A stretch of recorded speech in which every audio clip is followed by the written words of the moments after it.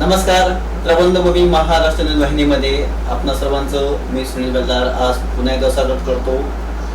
खरं तर संपूर्ण महाराष्ट्र राज्यामध्ये गेल्या काही दिवसांपासून, महिन्यांपासून नव्हे तर वर्षभरापासून जे महाराष्ट्रातलं राजकारण सुरू आहे, या सर्व राजकारणामध्ये सगळ्यात जास्त जी मोठी गोची होती ती सर्वसामान्य मतदाराची. कारण त्यांनी केलेल्या मतदान केलेलं, त्यांनी ज्या राजकारणी नेत्याला मतदान केलं तो राजकीय नेता आता स्वतःच्या पक्षात नसून वेगळ्या पक्षात असलेलं चित्र, धक्कादायक चित्र म्हणावं लागेल, हे चित्र दिसून येते. आणि याच विषयावरती बोलण्यासाठी आज आपण प्रबंधभूमीच्या स्टुडिओमध्ये आलेलो आहोत. आज आपल्यासोबत बोलण्यासाठी या ठिकाणी प्रबंधभूमीचे मुख्य संपादक आदरणीय विशाल गोसावी सर आहेत. सर नमस्कार. सर, गेल्या महिन्याभरापासून आपण सगळे बघतोय की राजकारणातलं, महाराष्ट्राच्या राजकारणाची परिभाषा संपूर्णपणे वेगळी पाहायला मिळते. आणि या राजकारणामध्ये जे मोठे मोठे बलाढ्य नेते होते ते सुद्धा आता स्वतःच्या पक्षात नसताना दुसऱ्या पक्षात त्यांनी प्रवेश केला आहे. उदाहरणार्थ, सर्वात मोठा जो पहिला महाराष्ट्रातला राजकीय भूकंप होता तो शिवसेनेचे आपले तत्कालीन विद्यमान मुख्यमंत्री साहेब शिंदे साहेब यांनी जेव्हा शिवसेनेतून 40 आमदार आणि काही खासदारांसोबत त्यांनी जेव्हा भाजपमध्ये प्रवेश केला त्यावेळी हा महाराष्ट्राच्या राजकारणाचा सगळ्यात मोठा भूकंप होता. आणि याच भूकंपानंतर आता पुन्हा एकदा राष्ट्रवादी काँग्रेसचे ज्येष्ठ नेते अजितदादा पवार यांनी देखील भाजपमध्ये प्रवेश केला. हा दुसरा राजकीय भूकंप या संपूर्ण महाराष्ट्राला पाहायला मिळतोय. आणि याच विषयावरती आज आपण या ठिकाणी चर्चा करणार आहोत. सर, काय सांगाल, मागच्या काही वर्षापूर्वीचं राजकारण बघितलं गेलं, वर्षाभरापूर्वीचं, त्यावेळी शिंदे सरकारने 40 आमदार काही खासदारांसोबत भाजपमध्ये प्रवेश केला. आणि आता कुठेतरी भाजप, शिवसेना आणि राष्ट्रवादी उदयास येत होती, त्यावेळी अचानक अजितदादांनी पुन्हा एक एक्झिट घेत भाजपमध्ये प्रवेश केला. काय सांगा? प्रथमतः नमस्ते. खऱ्या अर्थाने आपण जर हे महाराष्ट्राचं राजकारण बघितलं तर या राजकारणामध्ये जी पातळी राखायला गेली पाहिजे ती सध्या ती पातळी दिसत नाही. आपण आतापर्यंत बघत आलो, आपल्या महाराष्ट्राला पुरोगामी महाराष्ट्र असं समजलं जातं. या महाराष्ट्राला राजकीय बरोबरच सामाजिक सांस्कृतिक देखील एक वेगळी ओळख आहे या महाराष्ट्राला. परंतु सध्याची ती परिस्थिती बघितली तर राजकारणाच्या विचारधारेवरती ही जी मंडळी आहे किंवा ही जे सत्ता अभिलाषू म्हणू आपण यांना, हे जे काही मंडळी आहे ही सत्तेसाठी काहीही करायला तयार होते, असं काहीशी चित्र म्हणजे जे तत्व आहे. आता आपण जर बघितलं, जर शिवसेना काँग्रेस आणि राष्ट्रवादी काँग्रेस यांनी जी महाविकास आघाडी स्थापन केली होती, शिवसेना यांचं एक ब्रीद वाक्य होतं आणि ज्याचा जो मोठं होता आणि जे हिंदुत्वासाठी आपला एक अजेंडा ठेवून ते एक मोठ्या राजकारणामध्ये आपलं पाऊल ठेवत होते. आणि त्या माध्यमातून जर आपण विचार केला तर त्यांनी महाविकास आघाडी स्थापन करून त्यांनी एक हिंदुत्वाला कुठतरी तळ दिला असं म्हणावं लागेल. कारण की आपण बाळासाहेबांचं हिंदुत्व बघितलेलं आहे आणि आज त्यांचे पुत्र ज्यावेळेस या ठिकाणी ते एक पक्ष प्रमुख म्हणून पुढे येत असतात आणि पक्ष प्रमुख म्हणून पुढे येत असताना त्यांनी काँग्रेसची युती करावी मुख्यमंत्री पदासाठी, हे देखील एक धक्कादायक गोष्ट होती महाराष्ट्राच्या राजकारणासाठी. परंतु ते आपण बघितलेलं आहे. आणि त्यानंतर आपण जर देवेंद्र फडणवीस यांच्या प्रतिक्रिया बघितल्या असतील की त्यांना अनेक मीडियाने विचारलं की तुमच्याजवळ त्या शिवसेना आहे, ही शिवसेना पक्ष तुम्हाला पूर्ण सोडून जाते आहे आणि यावेळेस तुम्हाला राष्ट्रवादीने किंवा काँग्रेसने जर पाठिंबा देण्याचं ठरवलं तर तुम्ही त्यांचा पाठिंबा घेणार का? त्यावेळी देवेंद्र फडणवीस स्टेटमेंट आपण बघितलं असेल. देवेंद्र फडणवीस यावेळेस म्हणतात की एक वेळेस आम्ही या सत्तेपासून लांब राहिलेलं स्वीकारू, परंतु आम्ही काँग्रेस सोबत युती करणार नाही. आणि तेच देवेंद्रजी फडणवीस हे आता पुन्हा अजित पवारांना घेऊन येतात आणि अजित पवारांच्या माध्यमातून ते पुन्हा त्यांना उपमुख्यमंत्री पद देतात, राष्ट्रवादीची सत्तेमध्ये एंट्री करतात. हे संपूर्ण राजकारण बघितलं तर या राजकारणावर बोलण्यासारखं खूप काय आहे. एक एक विषय घेऊन आपण त्या विषयाची फोड देखील करणार आहोत. परंतु खऱ्या अर्थाने आजचा जो आपण विषय निवडला की महाराष्ट्राच्या राजकारणाची भटकती दिशा, खऱ्या अर्थाने हे संपूर्ण राजकारण भटकत असताना यामध्ये सर्वात महत्वाचा जो विषय वाटतो तो म्हणजे कार्यकर्त्यांचा. आता कार्यकर्त्यांनी नेमकी निष्ठा कोणावर ठेवावी, पक्षावर ठेवावी का आपल्या नेत्यावरती ठेवावी, हा देखील मोठा प्रश्न या ठिकाणी आता उपस्थित होतो.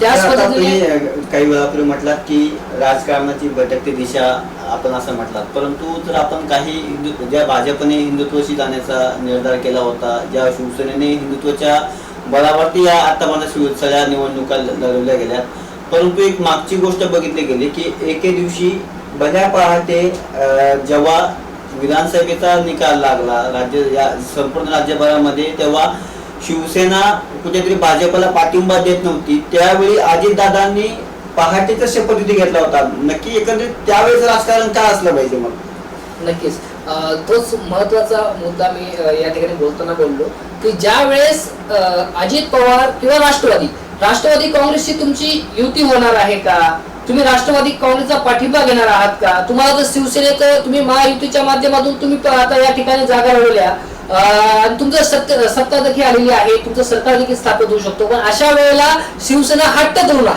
शिवसेनेने हट्ट धरला की नाही, आम्हाला 2.5 वर्ष मुख्यमंत्री पद द्या, त्याच वेळेला आम्ही या ठिकाणी तुमच्या सत्तेमध्ये सहभागी होऊ. परंतु ह्या सगळ्या गोष्टींना बीजेपी तयार नाही आणि त्यावेळेस अचानक उपमुख्य पदाची शपथ अजित पवार घेतात. हा आश्चर्य देणारी घटना आहे. आणि त्याच्या जागी आपण जर देवेंद्र फडणवीस स्टेटमेंट ऐकलं तर ते स्पष्टपणे म्हणतात की एक वेळेस कोणी म्हटलं, म्हणजे मुलाखतीमध्ये त्यांना प्रश्न विचारला गेला की तुमचा राष्ट्रवादीशी विवाह होणार आहे का, तर त्यावेळेस देवेंद्र फडणवीस असे म्हणाले की एक वेळेस आम्ही अविवाहित राहिलेला आम्ही स्वीकारू, परंतु या राष्ट्रवादीशी काँग्रेसशी आम्ही विवाह करणार नाही, म्हणजे आम्ही यांच्याशी युती करणार नाही. अशा पद्धतीने हे स्टेटमेंट बोलले जातात. नंतर त्यांच्या ज्या पद्धतीने राजकीय स्टंट असतो, राजकीय गुगली असते ती टाकली जाते आणि त्यानंतर संपूर्ण राजकारण आणि संपूर्ण महाराष्ट्राची दिशा बदलत असते. परंतु यामध्ये सर्वात महत्वाची होती ती कार्यकर्त्यांची बुद्धी आणि जनतेचं नुकसान. कारण की ह्या जनतेला आता गेल्या 2 वर्षापासून स्थानिक स्वराज्य संस्थेच्या निवडणुका रखडलेल्या आहेत. तुम्ही जिल्हा परिषद घ्या, जिल्हा परिषद निवडणुका असतील, महानगरपालिकेच्या निवडणुका असतील, गेल्या 2 वर्षापासून रखडलेल्या आहेत. म्हणजे यदा कदाचित 2 वर्षापूर्वी जर या स्थानिक स्वराज्य संस्थेच्या निवडणुका झाल्या असत्या तर अवघ्या 3 वर्षावरती पुन्हा या संस्थेच्या निवडणुका आल्या असत्या. म्हणजे नक्कीच आपली जी जनता आहे, आपलं जे ग्राम पातळीचं जे प्रशासन आहे ते नक्कीच या ठिकाणी 2 वर्ष मागे गेलं असं नाही म्हणता येणार आपल्याला. सर, पण याच्यात जर बघितलं गेलं की हा सगळा राजकीय खेळ सुरू असताना म्हणजे जेव्हा अजितदादांनी पहाटेचा शपथविधी घेतला, त्या शपथविधी मागे शरद पवार यांचं नाव घेतलं गेलं होतं की शरद पवार त्यांची ही सगळी खेळी आहे, कारण त्यांना राजकारणाचा श्रीकृष्ण म्हटलं जातं आणि या श्रीकृष्णानेच ही खेळी खेळली गेली असं म्हटलं गेलं होतं. ज्या पद्धतीनं श्रीकृष्णाने अर्जुनाला जे उपदेश दिले होते तेच उपदेश यावेळी शरद पवार साहेबांनी देखील अजित पवारांना दिले असं वाटतं. ते आता सांगणं खूप कठीण झालेलं आहे. म्हणजे आताची जी परिस्थितीवरती आपण विश्लेषण केलं तर यदा कदाचित ही शरद पवारांचीच खेळ आहे असं देखील आपण म्हणू शकतो. त्याच्यावरती पुढे आपण प्रश्न विचारला, पुढे आपण विश्लेषण त्यावरती करणार आहोत. खरा महत्वाचा मुद्दा असा आहे की ज्या वेळेस पहाटेचा शपथविधी झाला आणि अजित पवारांनी त्या ठिकाणी शपथ घेतली आणि शपथ घेतल्यानंतर त्या ठिकाणी सांगण्यात आलं की ही शरद पवारांची खेळी होती, राष्ट्रपती राजवट त्या ठिकाणी लागलेली होती आणि ही राष्ट्रपती राजवट हटायला पाहिजे. त्यामुळे अजित पवारांनी हा केला छोटासा एक राजकीय स्टंट होता असं म्हटलं जातं. परंतु आता त्यानंतर शरद पवारांनी देखील त्यावर स्टेटमेंट दिलं होतं की त्यांनी त्या ठिकाणी कुठेतरी ह्या संपूर्ण घटनेला मंजुरी देखील दिली होती शरद पवारांनी मागे झालेल्या प्रेस कॉन्फरन्स मध्ये. परंतु आता जी परिस्थिती राजकारणामध्ये निर्माण झालेली आहे आणि एक छोटासा मला प्रश्न या ठिकाणी उपस्थित राहतो, ज्या अजित पवारांच्या वर विश्वास ठेवून जी बीजेपी सरकार आहे, म्हणजे जे देवेंद्र फडणवीस आहे, आज बीजेपी सरकारचं देवेंद्र फडणवीस आणि आपण यांची संपूर्ण यंत्रणेचा अभ्यास केला तर खऱ्या अर्थाने ही चाणाक्ष नीती यांच्याकडे म्हटलं जातं. म्हणजे नरेंद्र मोदी असतील, अमित भाई शाह असतील, देवेंद्र फडणवीस असतील, हे चाणाक्ष बुद्धीचे नेते आहेत. हे चाणाक्ष लेवलने हे संपूर्ण राजकारण खेळत असतात असं यांना म्हटलं जातं. परंतु ज्या वेळेस महाविकास आघाडी सरकार स्थापन झालं, पहाटेचा शपथविधी झाला, दुसऱ्या दिवशी उपमुख्यमंत्री अजित पवार यांनी राजीनामा दिला. ते वापस त्या ठिकाणी रिटर्न झाले आणि पुन्हा या ठिकाणी महाविकास आघाडीचं सरकार स्थापन झालं. उद्धवजी ठाकरे यांनी या ठिकाणी शपथविधी घेतला. म्हणजे जेणेकरून या ठिकाणी हा संपूर्ण घटना आहे. बीजेपीच्या आपण जर म्हटलं तर बीजेपीची खूप मोठी यामध्ये हार म्हणावी लागेल. म्हणजे आपण ज्या अजित पवारांना फोडून तुम्ही उपमुख्यमंत्रीची शपथ देत आहेत, दुसऱ्या दिवशी तेच उपमुख्यमंत्री असलेले अजित पवार हे पुन्हा महाविकास आघाडीचे उपमुख्यमंत्री होत आहेत. म्हणजे यामध्ये बीजेपीची खेळी फसली आहे आपण असं म्हणू शकतो.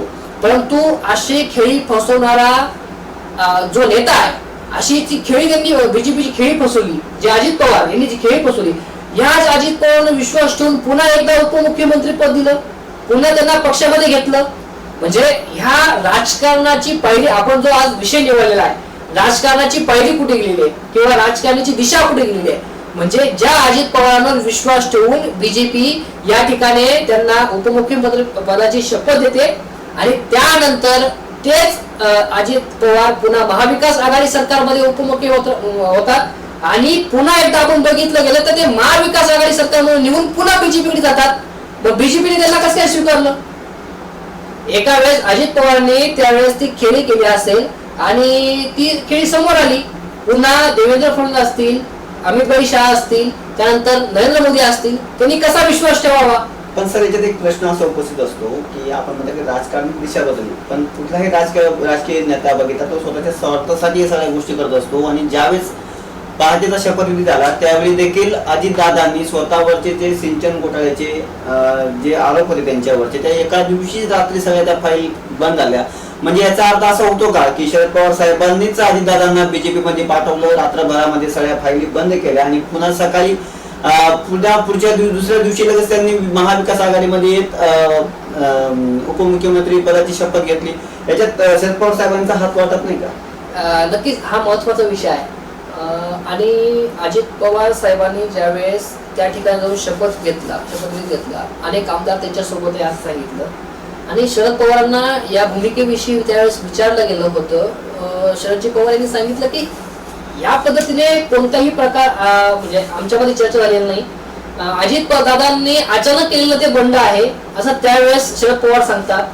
काही दिवसानंतर पुन्हा अजित पवार महाविकास आघाडीमध्ये येतात, म्हणजे शरदजी पवार यांच्या गोठ्यामध्ये वापस येतात आणि त्यानंतर 2-2.5 वर्ष उलटून जातात आणि त्याच्यानंतर शरदजी पवार एका प्रेस कॉन्फरन्स मध्ये सांगतात की हा ती आमची खेळी होती. आता पवार साहेब तेव्हा खरं बोलत होते का आता खरं बोलत आहेत हे आता थोडं ओळखणं मुश्किलच आहे. सर पण या सगळ्या राजकारणामध्ये महाविकास आघाडी जेव्हा स्थापन झाली त्यानंतर ज्या पद्धतीने शिवसेनेने एक मोठी भरारी घेतली होती, भरारी घेत असताना त्यांना मध्येच एक मोठा राजकारण एका मोठ्या बॉम्बस्फोटाला राजकारणाचा बॉम्बस्फोट होतो त्याला सामोरं जावं लागलं. शिंदे सरकारने ज्या पद्धतीने 40 आमदारांसह काही खासदारांसोबत भाजपमध्ये प्रवेश केला त्यावेळी महाविकास आघाडीला देखील हा एक मोठा धक्का होता. मग अशा वेळेस महाविकास आघाडीची भूमिका काय असली पाहिजे होती? नक्कीच या ठिकाणी संपूर्ण महाविकास आघाडीला तो धक्का होता. परंतु यामध्ये आपण प्रामुख्याने बघितलं तर हा सर्वात मोठा धक्का होता तो या ठिकाणी उद्धवजी ठाकरे यांना. कारण की जो त्यांनी एक पक्ष, त्यांचा पक्ष आहे, एक संघ करून ठेवलेला पक्ष आहे, एक संघटित केलेला पक्ष आहे, तो अचानक एका रात्रीमध्ये विस्कळीत होतो. तब्बल 40 आमदार एका पक्षातून फुटून जातात आणि त्या पक्ष प्रमुखाला समजत नाही. म्हणजे त्यावेळेस देखील हा संपूर्ण जो सत्तेचा खेळ आहे हा देखील उद्धव साहेबांची नीती आहे का, उद्धव साहेबांची खेळी आहे का असं त्यावेळेस म्हटलं जात होतं. आता जो आपण विचार केला आणि ते बघितलं तर ती गोष्ट आहे ती अशक्य वाटणारी गोष्ट आहे की 40 आमदार एका वेळेला 40 आमदार फुटून जातात आणि पक्ष प्रमुखांना समजत नाही. ही एवढी सहज घडलेली गोष्ट असेल का? त्यावेळेस आपण बघितलं तर असं वाटत होतं की उद्धव साहेबांनी खेळलेली काहीतरी नीती आहे, यांना ह्या महाविकास आघाडी सरकारमधून बाहेर यायचं आहे, त्यामुळे ही खेळलेली एक राजकीय खेळी आहे असं या पद्धतीने वाटत होतं. परंतु नंतर ते गोष्टी आतापर्यंत आता एक शिंदे सरकारला 1 वर्ष होत आला, ज्या पद्धतीने आरोप प्रत्यारोप दोघांमध्ये होत आहे. शिंदे एकनाथजी शिंदे आहेत मुख्यमंत्री, ते जशा पद्धतीने आरोप करतायत, उद्धवजी त्याच पद्धतीने ते आदित्य ठाकरे आहेत त्या पद्धतीने आरोप करतायत. तर हे कुठेतरी आता यांच्यामध्ये खूपच सारं बिनसले असं वाटतंय.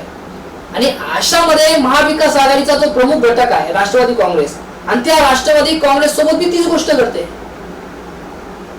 ज्या वेळेस 1 वर्षापूर्वी शिवसेनेसोबत जे गोष्टी घडल्या, म्हणजे शिवसेनेचा गटनेता आहे, शिवसेनेचा गटनेता फोडला गेला, आणि त्याच पद्धतीने राष्ट्रवादी सोबत बी तेच झालं. राष्ट्रवादी सोबत अजित पवारांची त्यांना फोडण्यात आलं, आता उपमुख्यमंत्री पद देण्यात आलेलं आहे. असं तुम्ही याच्यात एक विचार केला असेल की जेव्हा हे 40 आमदार जेव्हा शिवसेनेमधून बाहेर पडले, त्यांना सुरत मार्गे गुवाहाटी नेले गेलं, मग अजित दादांना का नेले गेलं नाही? गुवाहाटी मार्गे सुरत मार्गे गुवाहाटी असेल किंवा पुणे मार्गे गुवाहाटी असेल, मग अजित दादांना का नेले गेलं नाही? हा सगळ्यात मोठा प्रश्न आहे. आता अजितदादा पवार हे राजकारणातील चाणक्य एक व्यक्तिमत्व आहे. त्यांचं एक रोखठोक बेधडक नेतृत्व म्हणून त्यांच्याकडे बघितलं जातं, आणि ह्या पद्धतीने त्यांची राजकारणाची नीती आहे. आणि गेल्या अनेक दिवसापासून जे शरद पवार साहेबांवरती ते नाराज आहे असं काहीच दिसत होतं. चित्र संपूर्ण नाराज आहेत या पद्धतीने वाढवलं. परंतु अशा पद्धतीने अचानक अजितदादा पवार हे फुटतील हे कोणालाही शक्य वाटत नव्हतं. गेल्या अनेक दिवसांपासून या मीडियावरती ज्या गोष्टी येत होत्या, ज्या बातम्या येत होत्या, त्यावेळेस अजित पवारांना विचारलं जात होतं, दादा तुम्ही आता बीजेपी मध्ये प्रवेश करणार का, तुम्ही राष्ट्रवादी सोडणार का? अजित पवारांनी त्यावेळेस एक प्रामुख्यानं वाक्य बोललं होतं की मी राष्ट्रवादी सोडू शकत नाही, राष्ट्रवादी माझा आत्मा आहे, मी राष्ट्रवादी काँग्रेसला सोडू शकत नाही, परंतु मी बीजेपी बरोबर जाणार नाही. हे कुठेही वाक्य वापरलं गेलेलं नव्हतं. अजित पवारांनी कुठेही हा शब्द वापरलेला नव्हता. ते हे नक्की बोलले की राष्ट्रवादी माझा आत्मा आहे, मी राष्ट्रवादी सोडू शकत नाही.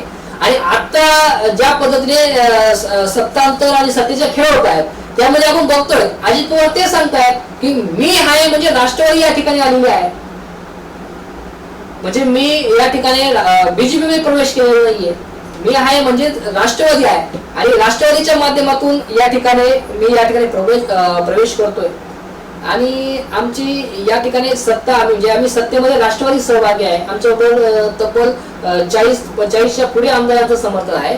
परंतु यामध्ये आपण एक बघणं महत्वाचं आहे, अजून देखील अजित पवारांनी ते 40 आमदार कोण आहेत त्यांचं चित्र स्पष्ट केलेलं नाही. अजितदादांनी जरी नाम उल्लेख केला नसेल की ते 40 आमदार कोण असतील काय असेल याचा जरी नाम उल्लेख केला नसेल, पण एक गोष्ट यामध्ये प्रामुख्याने बघावं लागेल की अजितदादा भाजप सोबत जाणार नाही हे सर्व महाराष्ट्रातील जनतेला माहिती होतं. कारण अजितदादा एक परखड व्यक्तिमत्व लोक जातं, तो परखड व्यक्ती एक दमदार व्यक्तिमत्व विरोधी पक्ष नेता म्हणून महाराष्ट्राच्या विधानसभेत काम करतात, पण तो अचानक बीजेपी मध्ये जातो. मग हा अचानक बीजेपी मध्ये जाण्यामागे पवार साहेबांचा हात असू शकतो का सर? हा पण एक महत्वाचा विषय आहे. म्हणजे जी मागील सत्ता स्थापनेच्या वेळेस झालेली खेळी होती, पवार साहेब सांगतात आता बोलतात की ती खेळी मी केलेली होती, त्याच्यामध्ये माझा हस्तक्षेप होता. त्याच पद्धतीने आता ह्या बी घटनेमध्ये असू शकतो का, हा एक महत्वाचा विषय आहे. तर आपण आता बघितलं तर अजित पवार यांनी देखील आता ज्याच पद्धतीने बंड केलेलं आहे ते बंड एकनाथ शिंदे यांनी केलेलं आहे, सारखंच बंद केलेलं आहे. परंतु कोणत्याही पद्धतीने शरद पवार साहेबांनी त्या ठिकाणी लिगली ऍक्शन घेतलेली नाही. अजूनपर्यंत कोणत्याही पद्धतीने कोर्टाचा सहारा घेतलेला नाही. म्हणजे अजून देखील पवार साहेबांना वाटतं की अजितदादा हे वापस येतील. आणि आपण मागे बघितलं असेल हे अजित पवारांबरोबर असलेले जे आमदार होते, ते मंत्री होते, त्यांनी शरद पवार साहेबांची भेट घेतलेली आहे. शरद पवार साहेबांची भेट घेतली, त्यांनी त्या ठिकाणी शरद पवार साहेबांना साकडे घातले की तुम्ही आमच्याकडे या, आम्हाला आशीर्वाद देण्यासाठी या. आणि या असं सांगितल्यानंतर पवार साहेबांनी त्यावरती कोणताही प्रतिक्रिया दिली नाही असं मीडियासमोर सांगण्यात आलं. परंतु आता महत्वाचा विषय असा आहे की ज्या वेळेस अजित पवारांना उपमुख्यमंत्री पद मिळतं, अजित पवार हे सत्तेमध्ये सामील होतात, याचा फायदा नेमकी कोणाला? नाही बस एक याच्यात बघितलं, एक गोष्ट बघितली गेली की अजितदादांनी एक स्टेटमेंट केलं होतं ज्यावेळी त्यांनी बीजेपी मध्ये प्रवेश केला होता की विकासाच्या धोरणाला संदर्भ घेऊन आम्ही भाजपसोबत गेलो आहोत, विकासाचा मुद्दा त्यांनी हाती घेतला. मग विरोधी पक्ष नेता असा अचानक विकासाच्या मुद्द्यावर जात असतो, मग हे कुठलं राजकारण आहे? नाही, आता साधारणतः ज्या वेळेस हे सत्ता परिवर्तन होतात, सत्तेची खेळी होतात, राजकारणासमोर बोलण्यासाठी साधा आणि सोपा प्रश्न त्या ठिकाणी उपस्थित राहतो. हे आम्ही केलं, आमच्यासाठी नाही केलं, हे आम्ही जनतेच्या विकासासाठी केलं, जनतेच्या विकासासाठी केलं. परंतु या मागील जो आपला पत्रकारिता आहे, की विकास नेमकी कोणाचा आहे? तुम्ही विकासासाठी केलंच, पण विकास नेमकी कोणाचा आहे? तो विकास जनतेचा आहे की त्या वैयक्तिक नेत्यांचा आहे, हे देखील बघणं महत्वाचं. नक्की सर, तुम्ही आता एक वैयक्तिक विषय काढला, तर याच्यामध्ये बघितलं गेलं, जे शिवसेनेचे 40 आमदार होते, त्या प्रत्येक आमदाराला एक वाटत होतं की मी एक मंत्री होणार.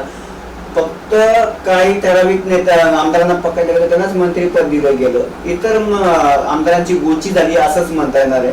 मग याच्यामध्ये सर्व खेळामध्ये आता जे राष्ट्रवादीचे जे नवीन जे 40 आमदार पुन्हा सोबत येणार आहे, मग या 40 आमदारांना पण मंत्रीपद भेटणार का? मग आता खऱ्या अर्थाने आपण बघितलं तर महाराष्ट्र शासनाचे मंत्रिमंडळ आहे, त्याच्यामध्ये बी काही क्रायटेरिया आहे, काही लिमिटेशन आहे.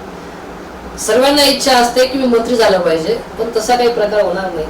आणि ज्या पद्धतीने अजित पवारांनी या राजकारणामध्ये एंट्री मारली आहे, तुम्ही म्हटलं की शिंदे गटाच्या आमदारांची इच्छा होती की आम्हाला मंत्रिपद मिळालं पाहिजे, परंतु ज्या पद्धतीने आता अजितदादा पवार यांनी या राजकारणामध्ये एंट्री मारलेली आहे, हे जे मंत्री त्यांना मंत्रिपद मिळालेले आहे किंवा अजून येणाऱ्या विस्तारामध्ये अजून काही मंत्रिपद त्यांच्या पदामध्ये पडणार आहेत, हे सर्व शिंदे गटाचे मंत्रिपद आहेत असं आपण म्हणू. यामध्ये जो सत्ताधारी आज प्रमुख पक्ष आहे बीजेपी, तो त्याला त्याग करण्याची भूमिका घ्यावी लागली या ठिकाणी. त्यांच्या कोठ्यातले मंत्रिपद कमी करून त्यांना राष्ट्रवादी द्यावं लागतील, त्यांना शिंदे गटाला द्यावं लागतील. खऱ्या अर्थाने तुम्ही जर म्हटले की आपल्याला शिंदे गटाला खुश करायचंय, आम्हाला अजित पवार गटाला खुश करायचंय, हे करत असताना जर बीजेपीचा मुख्य गटच नाराज झाला तर याला पर्याय का? म्हणजे बीजेपी वाले मग पुन्हा गद्दारी करणार का? वेगळा पक्ष स्थापन करणार का बीजेपी वाले? आता नवीन पक्षाचा विषय आला की अनेक ठिकाणी असं झालेलं आहे की त्या ठिकाणी बघितलं तर 2-2 दावेदार एका मतदारसंघामध्ये तयार झालेले आहेत. त्या ठिकाणी शिंदे गटाचे जे मंत्री निवडून आलेले आहेत, त्या ठिकाणी राष्ट्रवादीचा उमेदवार पडलेला आहे, त्या ठिकाणी राष्ट्रवादीचा उमेदवार निवडून आलेला आहे, त्या ठिकाणी बीजेपीचा उमेदवार पडलेला आहे, असं अनेक ठिकाणी घडलेलं आहे. आणि ज्या वेळेस ही आता कशा पद्धतीने सीटांची वाटप होईल त्यावेळेस कळेल. परंतु यामध्ये प्रामुख्याने ह्या संपूर्ण जे तुम्ही बोलले कार्यकर्ते नेते यांची गोची तर होणारच आहे. सर, तुम्ही आता एका मॅनमध्ये 2 तलवार राहू शकत नाही असंच काहीसा तो विषय म्हणावा लागणार आहे. पण सर मला एक सांगा, मागील निवडणुकांमध्ये नांदगाव मतदारसंघामध्ये तत्काळ विद्यमान आमदार सुहास कांदे होते, त्यांनी समीर भुजबळ यांचा पराभव केला. आता भुजबळ साहेब पुन्हा भाजपमध्ये गेले, भाजपमध्ये गेल्यानंतर ते नक्कीच सुहास कांदे यांच्या पक्षासोबत आहेत. मग असं असताना आता नांदगाव मतदारसंघामध्ये भुजबळ की सुहास कांदे, हा महत्वाचा विषय आहे. कांदे आणि भुजबळ हा वाद विकोपाला आहे. म्हणजे छगन भुजबळ यांचे सुपुत्र पंकज भुजबळ हे नांदगाव विधानसभा मधून आमदार होते, त्यांनी पुन्हा एक ठिकाणी लढवण्याचं ठरवलं आणि ज्या मागील वर्षी त्यांनी त्यांचा पराभव केला होता, पंकज भुजबळांनी सुहास कांदेंचा पराभव केला होता. ते सुहास कांदे शिवसेनेकडून त्या ठिकाणी लढतात, ते विजयी होतात आणि विजयी झाल्यावरती ते एक आता कुठेतरी आम्हाला मंत्रीपद मिळेल किंवा या पद्धतीने कुठेतरी आपली सत्ता येईल अशी वाट बघत असताना शिवसेनेची आणि बीजेपीची युती तुटते, अशी परिस्थिती होते. आणि ज्या वेळेस बीजेपीची आणि शिवसेनेची महायुती तुटते त्यावेळेस इकडे महाविकास आघाडी सरकार तयार होतं आणि महाविकास आघाडी सरकार तयार झाल्यामुळे राष्ट्रवादीचे ब्रँड नेते छगनरावजी भुजबळ यांना पुन्हा इकडे मंत्रीपद मिळतं आणि महाविकास आघाडी मध्ये या ठिकाणी सत्ता चालू असताना दोघांमध्ये म्हणजे शाब्दिक चकमक बरोबर मिळाले आहेत. कांदे साहेबांमध्ये आणि भुजबळ साहेबांमध्ये ते वाद आहेत ते महाविकास आघाडी सरकारमध्ये देखील बघायला मिळाले आहे, त्याबद्दल वाद नाही. परंतु जो शिंदे गट फुटला, शिंदे गटाने प्रामुख्याने त्या ठिकाणी उल्लेख केला आणि सुहासांना कांदे प्रामुख्याने ते गेले. त्यांनी सांगितलं की या ठिकाणी तत्कालीन पालकमंत्री, अन्न नागरी पुरवठा मंत्री छगनरावजी भुजबळ हे महाविकास आघाडी सरकारमध्ये स्थापन झाले आणि त्यामुळे आम्हाला काम करण्यासाठी अडथळे निर्माण होत होते आणि अडथळे निर्माण होत असल्या कारणाने आम्ही या ठिकाणी आता शिंदे सरकार बरोबर गेलेलो आहे आणि शिंदे सरकार या ठिकाणी स्थापन झालेलं आहे. आता आम्हाला जनतेची जी सेवा आहे आणि जे काम मंजूर करायचे आहेत आणि त्यामध्ये कामं करायचे आहेत, मंजूर कामं करायचे ते आता सोयीस्कर होईल. परंतु अचानक या ठिकाणी पुन्हा एकदा राष्ट्रवादी काँग्रेसची इकडे एंट्री होते अजित पवारांच्या माध्यमातून आणि पुन्हा एकदा छगनरावजी भुजबळ यांना मंत्रिपद मिळालं. आता खऱ्या अर्थाने बघायचा मुद्दा हा आहे की येणाऱ्या काळामध्ये ज्या वेळेस महाविकास आघाडीचं जे सीट वाटप होईल ते असेल किंवा या ठिकाणी राष्ट्रवादी काँग्रेस, शिंदे गट आणि बीजेपी यामध्ये जागा वाटपाचा विषय असेल तर प्रामुख्याने हा विषय येतो नांदगाव मतदारसंघाचा देखील विषय आहे. या ठिकाणी पंकज भुजबळ यांना जागा मिळणार, तिकीट मिळणार किंवा मग सुहास कांदे यांना. पण प्रामुख्याने आपलं असं बघितलं गेलं आहे जी स्टँडिंग सीट आहे, ती स्टँडिंग सीट आहे, त्या ठिकाणी ती स्टँडिंग सीट देण्याचे काहीतरी त्या ठिकाणी बोललं जात आहे. म्हणून कांदे साहेबांना त्या ठिकाणी उमेदवारी मिळेल अशी आशा आहे. सर, आपण फक्त तालुक्याचा विचार आता तालुक्यापुरता बोललो, पण तसं एक जिल्ह्याचा, नाशिक जिल्ह्याचा विचार केला गेला की विद्यमान आता जे अन्न पुरवठा मंत्री छगनरावजी भुजबळ आहेत, आपण तेच आपल्या नाशिक जिल्ह्याचे काही वर्षांपूर्वी पालकमंत्री होते आणि ज्यावेळेस शिंदे सरकारने भाजपमध्ये प्रवेश केला त्यानंतर भुसे साहेबांना पालकमंत्री केलं गेलं. आता एकाच जिल्ह्यामध्ये एक माजी पालकमंत्री आणि एक विद्यमान पालकमंत्री असं असताना भविष्यातला पालकमंत्री कोण मग? आता तरी या ठिकाणी बघण्यास मिळत आहे नामदार दादाजी भुसे यांच्याकडे संपूर्ण सूत्र आहे. परंतु खऱ्या अर्थाने हा पालकमंत्रीचा वाद असेल किंवा अजून मंत्रिमंडळ विस्ताराचा विषय असेल, अजून कोणाला मंत्री, आता या ठिकाणी प्रामुख्याने बघितलं गेलं तर ह्या सत्तांतर संघर्षामध्ये सुहासांना कांदे यांना देखील मंत्रिपद मिळेल ह्या पद्धतीने चर्चा होती आणि आशा होती की या विस्तारामध्ये सुहासांना कांदे यांना मंत्रिपद मिळू शकतं अशा पद्धतीने सर्वे देखील पुढे आलेले होते. परंतु अचानक अजित पवार यांनी या सत्तेमध्ये सहभाग घेतला आणि यामुळे असा विषय झाला की आता नाशिक जिल्ह्यात आपण बघितलं तर महाराष्ट्र शासनामध्ये 2 मंत्री आता या ठिकाणी आलेले आहेत नाशिक जिल्ह्यामध्ये. छगनरावजी भुजबळ यांच्या स्वरूपात असेल, नामदार दादाजी भुसे यांच्या स्वरूपात असेल. त्याच पद्धतीने केंद्राचा जर विचार केला आपण तर केंद्राच्या याच्यामध्ये भारतीदेव पवार यांना या ठिकाणी मंत्रिपद आहे. म्हणजे 3 मंत्री आता नाशिक जिल्ह्यामध्ये आहेत. एक केंद्रीय मंत्री आणि 2 मंत्री आहेत ते महाराष्ट्र शासनाचे मंत्री. आता येणाऱ्या काळामध्ये पुन्हा एकदा तो विस्तार होणार, त्या विस्तारामध्ये पुन्हा एकदा नाशिक जिल्ह्याला मंत्रिपद मिळेल ही शाश्वती थोडी कमी वाटते. आणि सुहासांना कांदेंचा विषय झाला, त्याचबरोबर आपण विचार केला तर राहुल दादा आहे. प्रामुख्याने पहिल्या वेळेस त्यांनी विधानसभा लढवली, ते आमदार झाले. दुसऱ्या टर्मला देखील ते त्या ठिकाणी उभा राहण्याचा विचार केला आणि ज्या वेळेस ती निवडणूक चालू होती आणि महायुतीच त्यावेळेस ती आघाडी होती, शिवसेना आणि बीजेपीच्या माध्यमातून त्यांनी त्या ठिकाणी जागा लढवली आणि त्या ठिकाणी स्पष्ट बोललं जात होतं की आता ज्या वेळेस राहुल दादा निवडून येतील त्यावेळेस त्यांना मंत्रिपद मिळेल. राहुल दादांचं सुद्धा मंत्रिपदामध्ये मोठ्या पद्धतीने नाव त्या ठिकाणी बघण्यास मिळालं होतं. परंतु आता जर विचार केला तर ह्या संपूर्ण सत्ता गोंधळामध्ये पुन्हा एकदा राहुल दादांचं नाव येईल, पुन्हा एकदा सुभाषांना कांदेंचं नाव येईल किंवा देवयानी फरांदेचं नाव मागे त्यांचं नाव येईल, याची शाश्वती काय मला वाटत नाही. सर, पण या सर्व सत्ता संघर्षांमध्ये सर्वात जास्त जो बघायला जाणारा व्यक्तिमत्व म्हणजे ते एक सर्वसाधारण मतदार राजा असतो.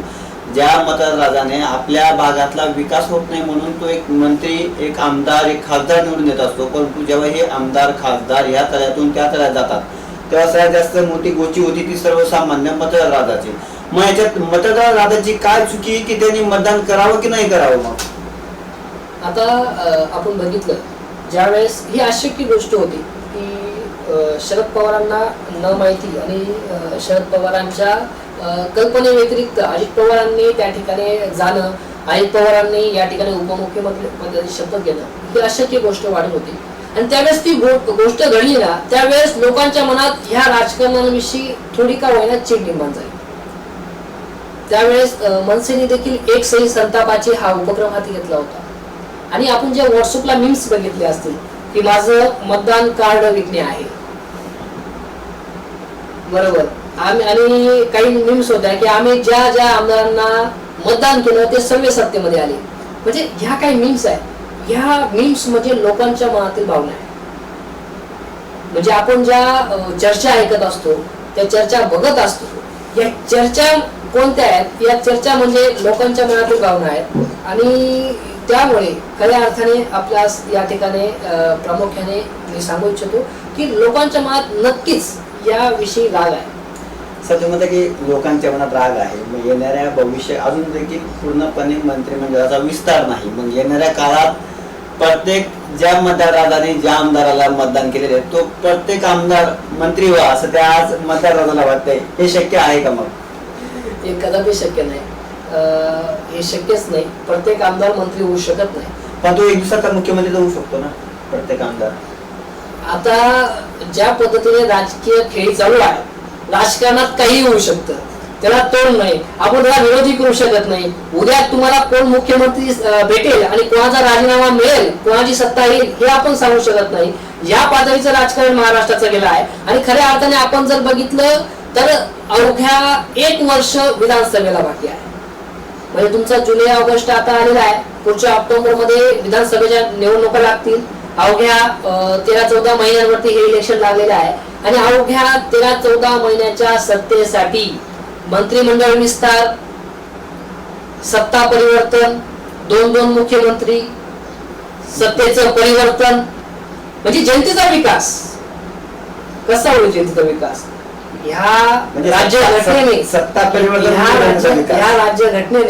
या राज्यघटनेने सरकारला काम करण्यासाठी 5 वर्ष दिलेले आहेत.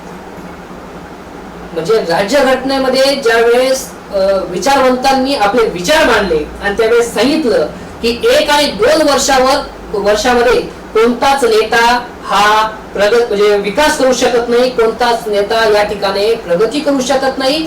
यामध्ये प्रामुख्याने विषय आहे की त्याला पूर्ण 5 वर्ष दिले गेले पाहिजे. मध्यंतरी 7 वर्षाचा विषय होता, 6 वर्षाचा विषय होता, परंतु 5 वर्ष तरी दिले गेले पाहिजे. या 5 वर्षामध्ये जनतेला जे विकास करायला पाहिजे त्याची ओळख निर्माण होण्यासाठी, जनतेशी संवाद साधण्यासाठी, जनतेकडून काम करून घेण्यासाठी, जनतेकडून काम काढण्यासाठी आणि या मंत्र्यांनी या आमदारांनी काम करण्यासाठी जो स्पेसिफिक टाइम आहे 5 वर्षाचा, जो 5 वर्ष राज्यघटनेने सरकारला दिलेले आहेत.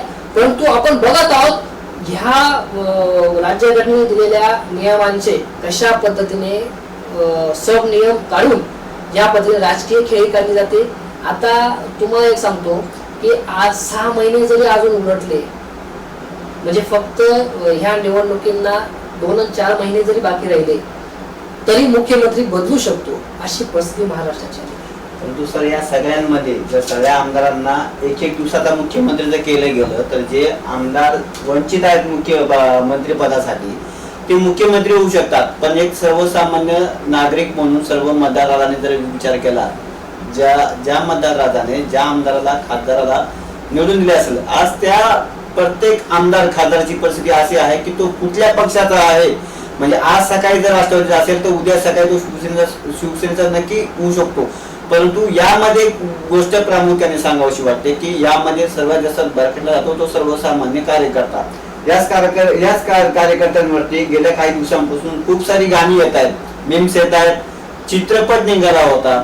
असं सगळं होत असताना प्रबंधभूमीच्या माध्यमातून आम्ही सगळ्यांना विनंती करतो की जो काही कार्यकर्ता असतो, सर्वसामान्य नागरिक असतो, गरीब कुटुंबातला असतो, काही लोक श्रीमंत कुटुंबातले असतात, या सर्व खेळीमध्ये त्यांनी वैयक्तिक लेवलला कुठल्याही राजकारणाशी कुठल्याही मित्राशी त्यांनी वैयक्तिक वाद घालू नये. कारण जो त्याचा राजा असतो, म्हणजे जो त्याचा आमदार असतो, खासदार असतो, जो कार्यकर्ता ज्याचा कार्यकर्ता असतो, जो त्याचा आमदार असतो, तो आज इथं आहे तर उद्या कुठं हे सुद्धा त्याला कळू देत नाही. परंतु या सर्व गोष्टींमध्ये जे भांडणं होतात ते सर्वसामान्य कार्यकर्त्यांमध्ये होतात.